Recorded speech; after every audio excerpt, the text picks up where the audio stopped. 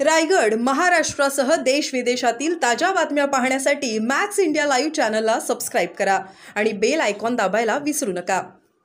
खरं तर कोकणातील काही नेते जे पराभूत झाल्यानंतर त्यांना लढायची इच्छा नव्हती असे काही लोक शिवसेना सोडून गेले।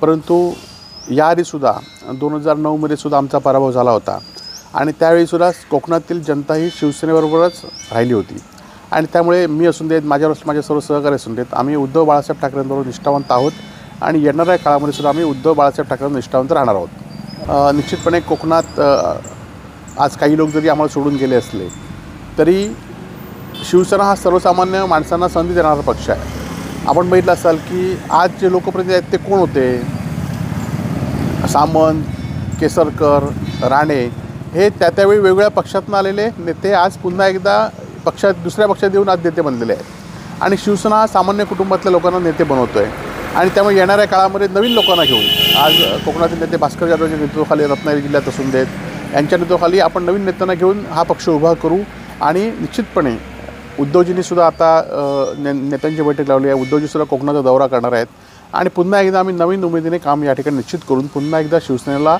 उभारी देण्याचा प्रयत्न आम्ही लोकांचे प्रश्न घेऊन लोकांसमोर जाणार आहोत। नाही, भास्कर जाधवांनी काय म्हटलं आहे की जे नाराज आहेत त्यांना आपण थांबवलं पाहिजे, ही भूमिका भास्कर जाधव काही स्वतःहून नाराज नाही आहेत। निश्चितपणे येणाऱ्या लोकांना घेऊन भास्कर जाधव लोकांना थांबवतील, ते आज नेतृत्व करतायत आणि त्यामुळे ज्या काही अडचणी असतील त्या उद्धवजींशी बोलतील आणि पुन्हा एकदा आम्ही काम करू।